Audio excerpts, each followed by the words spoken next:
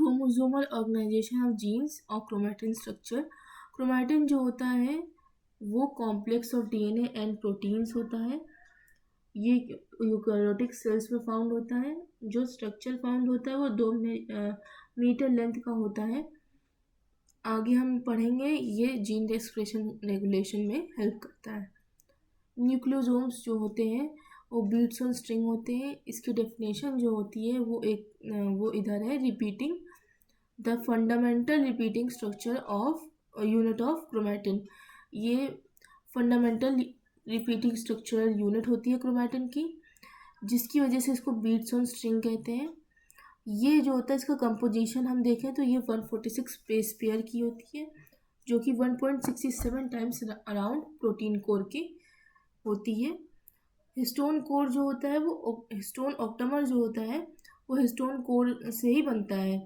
तो ऑक्टामर क्या होता है, वो 2 molecules each of core histones H2A, H2B, H3 and H4 इनसे जो है बना होता है। लिंकर डीएनए, अब हम लिंकर डीएनए देखेंगे जो कि 54 बेस पेयर ऑफ डीएनए होता है। 54 बेस पेयर ऑफ डीएनए जो होता है वो वन न्यूक्लियोसोम को अनदर न्यूक्लियोसोम से कनेक्ट करता है। इसके अंदर अब जब हम यहाँ देखें हिस्टोन, तो ये जो हिस्टोन यहाँ पे लिंकर हिस्टोन दिया, तो ये जो स्मॉल स्मॉल डॉट्स होते हैं ये लिंकर हिस्टोन्स होते हैं। तो ये क्या कनेक्ट करते हैं, ये न्यूक्लियोसोम प्रोटीन जो होता है, जो ये अब ये स्ट्रिंग्स ऑन बीट्स के जो प्रोटीन है उसको कनेक्ट करता है। और उसके बाद हम सोलोनाइड स्ट्रक्चर पे आते हैं। सोलोनाइड भी एक क्रोमोसोम का स्ट्रक्चर होता है जो कि 30 न्यूटन मीटर फाइबर का होता है। ये एक हाई ऑर्डर स्ट्रक्चर होता है। कॉम्पैक्शन में क्या होता है कि 6 न्यूक्लियोसोम्स जो होते हैं, जो बीट्स ऑन स्ट्रिंग होते हैं, वो स्टैक किए जाते हैं और उसके बाद जो है इनका इंटरेक्शन होता है H1 हिस्टोन से, जो कि लिंकर डीएनए होते हैं। अब हम आगे पढ़ेंगे। कॉम्पैक्शन रेशियो जो होता है 40:1 होता है और ये ट्रांसक्रिप्शनली इनएक्टिव होते हैं। ये फाउंड होते हैं इंटरफेस ऑफ न्यूक्लियस में। Super solenoid structure radial loop या सुपर कॉइल्ड लूप्स होते हैं, मतलब बहुत बड़े बड़े लूप्स। जैसे आपने चेन्स देखी होंगी, उसमें जो है बहुत सारे लूप्स होते हैं बड़े बड़े, तो उसी को हम यहाँ पे सुपर कॉइल्ड लूप्स बोलते हैं। ये 30 नैनोमीटर फाइबर का होता है जो कि नॉन यूनिफॉर्म होता है। इसके स्ट्रक्चर जो होते हैं वो स्मॉल बिग स्मॉल लार्ज किसी भी तरीके के हो सकते हैं, रैंडमली अरेंज्ड होते हैं।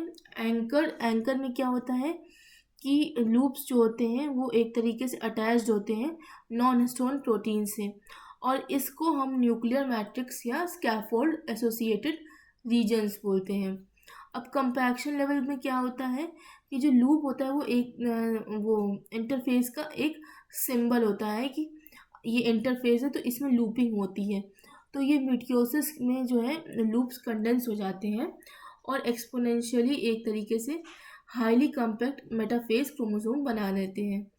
अब हम डीएनए रेप्लिकेशन पढ़ेंगे। डीएनए रेप्लिकेशन जो होता है वो अपना सेमी कंजर्वेटिव फाउंड होता है ह्यूमंस में, और इसका मतलब होता है डीएनए रेप्लिकेशन में 2 आइडेंटिकल कॉपीज होना डीएनए मॉलिक्यूल की। डीएनए रेप्लिकेशन इन प्रोकैरियोट्स का एग्जांपल में हमने इशेरिया कोलाई लिया है। तो उसके स्टेप्स होते हैं 3, उन्हें हम पढ़ेंगे। तो इनिशिएशन जो होता है उसके अंदर सिंगल ओरिजिन ऑफ रेप्लिकेशन होता है ORIC। इसमें क्या होता है कि ये एंजाइम्स होते हैं डीएनए ए इनिशिएटर, डीएनए बी हेलिकेज। तो जो डीएनए ए प्रोटीन्स होते हैं वो बाइंड करते हैं डीएनए बॉक्सेस से, जिसकी वजह से जो है ए एंड टी रीजन जो है मेल्ट हो जाता है। जब मेल्ट होता है तो वो फोक फॉर्मेशन करता है, और हेलिकेज जो होता है आप उसको समझिए एज अ सीजर, वो कट आउट करता है, जिसकी वजह से 2 स्ट्रैंड फॉर्मेशन होता है। और उसके बाद डीएनए लोडर होता है, और जो लोडर होता है वो रिक्रूट करता है आगे चल के, और जिसकी वजह से डीएनए स्ट्रैंड पे, जिसकी वजह से हमारा रेप्लिकेशन फोर्क पे इनिशिएशन स्टार्ट हो जाता है। अब इलॉन्गेशन पे आएंगे। तो इलॉन्गेशन में क्या होता है कि बाई डायरेक्शनल ओरिजिन होता है, तो इसकी वजह से जो है प्राइमेज सिंथेसाइज करता है आरएनए प्राइमर को, जिसकी वजह से डीएनए पॉलीमरेज थर्ड जो होता है वो नई स्ट्रैंड्स जो कि लीडिंग स्ट्रैंड और लैगिंग स्ट्रैंड होती हैं वो बनती हैं। लैगिंग स्ट्रैंड के अंदर ओकाज़ाकी फ्रेगमेंट्स होते हैं। हमेशा ध्यान रखिएगा, लीडिंग स्ट्रैंड में नहीं, लैगिंग स्ट्रैंड में ओकाज़ाकी फ्रेगमेंट्स बनते हैं। और जब हमारा प्रोसेसिंग होता है तो आरएनए प्राइमर्स जो होते हैं वो रिमूव करते हैं 5' to 3' exonuclease activity of DNA polymerase first. तो इसमें क्या होता है कि गैप हो जाती हैं, तो उन गैप्स को फिल करने के लिए हम लोग डीएनए पॉलीमरेज फर्स्ट का इस्तेमाल करते हैं। और लाइगेज एज ए ग्लू इस्तेमाल होता है ओकाज़ाकी फ्रेगमेंट्स को अटैच करने में। अब हम रेप्लिकेशन इन यूकैरियोट्स पढ़ेंगे। उसके अंदर जो है मल्टीपल ओरिजिन्स होती हैं। लीनियर होता है, ये बहुत ज़्यादा लार्ज होता है अपने प्रोकैरियोट से, और इसमें मल्टीपल ओरिजिन ऑफ रेप्लिकेशंस फाउंड होती हैं और ये रेप्लिकेशन एस फेज में कंप्लीट करता है। अब इसमें जब रेप्लिकेशन ओरिजिन्स जो होते हैं वो लाइसेंस्ड होते हैं G1 फेज में, और इनको कौन करता है, ओरिजिन रिकॉग्निशन कॉम्प्लेक्स जो है इन्हें लाइसेंस करता है। CDC6, CDT1 and MCM helicase भी इन्हें लाइसेंस करता है G1 फेज में। और ये इंश्योर करते हैं कि जो ओरिजिन है वो वंस पर साइकिल हो। अब हम एंजाइम्स पढ़ेंगे जो कि पॉलीमरेज एंजाइम्स है। तो पॉलीमरेज एंजाइम में पॉलीमरेज अल्फा एंजाइम होता है जो कि प्राइमरेज एक्टिविटीज़ को और इनिशिएट करने में डीएनए सिंथेसिस का हेल्प करता है। डेल्टा जो होता है वो लाइन स्ट्रैंड को सिंथेसाइज करता है और रिस्पॉन्सिबल होता है प्राइमर डिस्प्लेसमेंट के लिए। और एप्सिलॉन जो होता है वो लीडिंग स्ट्रैंड को, डेल्टा लैगिंग स्ट्रैंड को सिंथेसाइज करता है और एप्सिलॉन लीडिंग स्ट्रैंड को सिंथेसाइज करता है, और अल्फा जो होता है वो हमारा इनिशिएटर होता है। अब हम आगे पढ़ेंगे कोड मैकेनिज्म जो होती हैं और प्रॉब्लम्स रेप्लिकेशन में फाउंड होती हैं। तो एंटी पैरेलल अरेंजमेंट होता है जैसा आप सब जानते हैं, और जो हमारा 2 स्ट्रैंड्स होती हैं उसमें पहली स्ट्रैंड 5' to 3' होती है और दूसरी 3' to 5' होती है। और जो हमारा सिंथेसिस है वो 5' to 3' ही हो सकता है, तो जिसकी वजह से हमें लैगिंग स्ट्रैंड की ज़रूरत पड़ती है क्योंकि हमें 2 बनानी है। तो जब हमारा कॉन्स्टेंटली रेप्लिकेशन हो रहा हो तब हमारे स्मॉल स्मॉल फ्रेगमेंट्स जो होते हैं ओकाज़ाकी के वो टूट रहे होते हैं लैगिंग स्ट्रैंड में। अब उन स्ट्रैंड को जो है कंप्लीट करने के लिए हम बाद में डीएनए मॉलिक्यूल्स को बुलाते हैं, बट उसकी वजह से एंटी पैरेलल अरेंजमेंट फाइंड होती है। और यही एक तरीके से फंडामेंटल रीज़न है लैगिंग स्ट्रैंड का बनने का। जैसे आप देख सकते हैं इसमें लीडिंग स्ट्रैंड है, इसमें लैगिंग स्ट्रैंड है, और ये ओकाज़ाकी फ्रेगमेंट्स है, ये हेलिकेज है, हेलिकेज तोड़ रहा है, और ओकाज़ाकी फ्रेगमेंट्स लैगिंग स्ट्रैंड में छोटे छोटे मॉलिक्यूल्स हैं। ये डिसकंटिन्यूस स्ट्रक्चर है, ये कंटिन्यूस स्ट्रक्चर है। अब हम आगे आएंगे रोल ऑफ प्राइमर पे। रोल ऑफ प्राइमर क्या करता है, जो इनिशिएट पॉलीमरेज खुद से इनिशिएट नहीं होता है उसको प्राइमर की ज़रूरत पड़ती है। और इसमें क्या होता है, प्री एग्जिस्टिंग जो 3OH ग्रुप होता है उसके अंदर हम डीऑक्सी राइबोन्यूक्लियोटाइड ऐड करते हैं। तो प्राइमर सिंथेसिस में क्या होता है कि प्राइमेज जो होता है आरएनए पॉलीमरेज वाला वो सिंथेसाइज करता है छोटा सा आरएनए को कॉम्प्लीमेंट करने के लिए टेम्पलेट रीजन पे, ताकि मेल्ट हो सके 80 रिच जो होते हैं रीजन्स और फोक बन सके इनिशिएशन के लिए। तो इसमें क्या होता है 3OH ग्रुप जो है वो डीएनए पॉलीमरेज आरएनए प्राइमर जो है प्रोवाइड करता है 3OH ग्रुप डीएनए पॉलीमरेज को इनिशिएशन के लिए। अब हम यहाँ पे फिडिलिटी या एक्यूरेसी देखेंगे। तो exonuclease activity of DNA polymerase third, DNA polymerase third में क्या होता है 3:5 एक्सोन्यूक्लियस एक्टिविटी होती है, जो कि आप इसमें क्या होता है प्रूफ रीडिंग के लिए हम लोग पहले डीएनए पॉलीमरेज थर्ड क्या करता है, अगर उसने कोई भी रॉन्ग न्यूक्लियोटाइड अटैच कर दी है तो वहाँ पे हमारा चेन जो है वहाँ पे लूप स्ट्रक्चर बन जाता है। अब जब वहाँ पे लूप स्ट्रक्चर बनता है तो वहाँ पे पॉलीमरेज थर्ड पॉज करता है और 3:5, क्योंकि आपको पता है 5:3 जो है स्ट्रैंड पे रेप्लिकेशन हो रहा है, तो फिर जब वो जाता है तो पीछे देखेगा तो वो 3:5 हो जाएगा।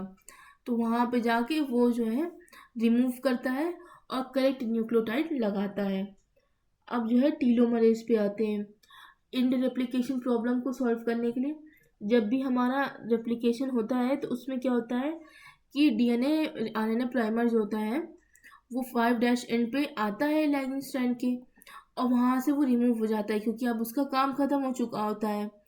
तब क्या होता है कि गैप बच जाती है।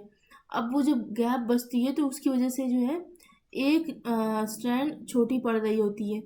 उसको सही करने के लिए हम क्या करते हैं, एंड ऑफ टेलोमेरेज एंजाइम को बुलाते हैं जो कि राइबोन्यूक्लियोप्रोटीन कंटेन करता है, और वो एक्सटेंड कर देता है 3' ओवरहैंग को पेरेंटल स्ट्रैंड में, जिसकी वजह से जो है हमें एक एक्सटेंडेड टेम्पलेट मिल जाती है।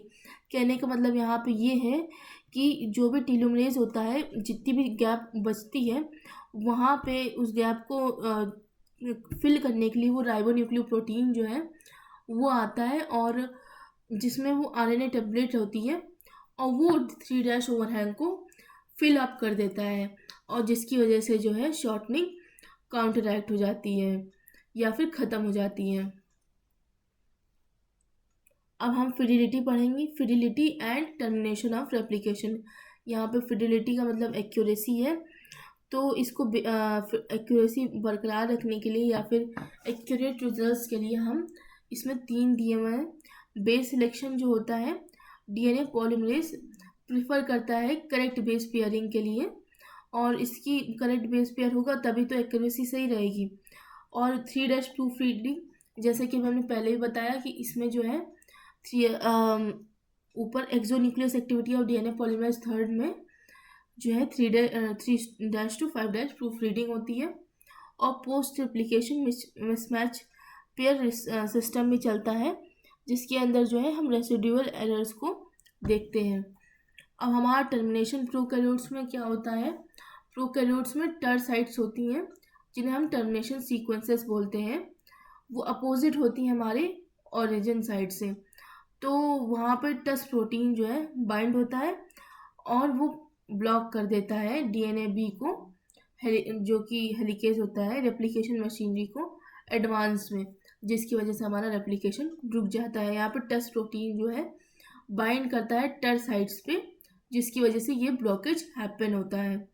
अब टर्मिनेशन में क्या होता है, यूकैरियोट्स में रेप्लिकेशन फोर्क जो होती हैं एक तरीके से मीट करती हैं, और जब मीट होती हैं तो वो फ्यूज़ हो जाती हैं, और जिसकी वजह से क्रोमैटिन कैटिनीज जो है वो बन जाते हैं।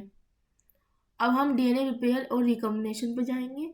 डीएनए रिपेयर में क्या होता है कि डीएनए जो है कॉन्स्टेंटली डैमेज हो रहा होता है जब केमिकल रिएक्शंस की वजह से, रेडिएशन की वजह से या रेप्लिकेशन एरर्स की वजह से, तो उसके कुछ सिस्टम्स होते हैं सर्वाइवल के लिए जो कि वो हेल्पफुल होते हैं। पहला जो सिस्टम है हमारा मिसमैच रिपेयर होता है, कि अगर जो भी कोई प्रूफ रीडिंग में गलती हो गई, जैसे कि जी पेयर्ड हो गया टी के संग इशारिया कोलाई में, तो ये सब जो होते हैं मट एस, मट एल और मट एच, ये आइडेंटिफाई करते हैं, क्लीव मतलब वहाँ से हटा देते हैं वो, और सही करते हैं डीएनए को। अब एक्सcision रिपेयर, एक्सcision मतलब होता है काटना, तो इसमें क्या होता है न्यूक्लियोटाइड एक्सcision रिपेयर होता है, जिसमें हम जो है यूवी इंड्यूस थायमिन डाइमर्स होती हैं उनका पैच रिमूव कर देते हैं, और उस जिस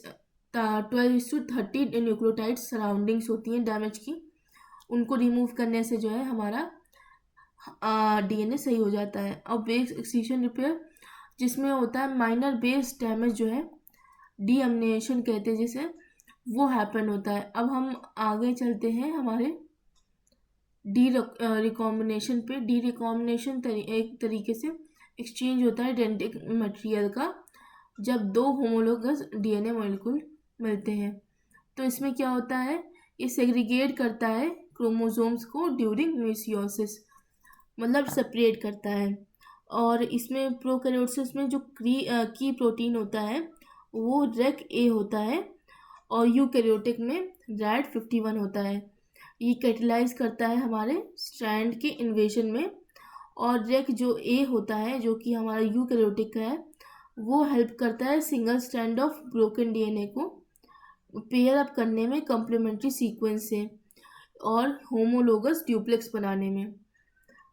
बस आज के लिए बस अब हम इंटरमीडिएट पढ़ेंगे और उसके बाद हमारा एक तरीके से first unit almost portion complete हो जाएगा। तो इसमें क्या होता है कि एक हॉलीडे जंक्शन बनता है क्रॉस शेप का, जिसमें 4 डीएनए स्ट्रैंड्स मीट करती हैं और वो रिजॉल्व करती हैं स्पेशलाइज्ड न्यूक्लियस में।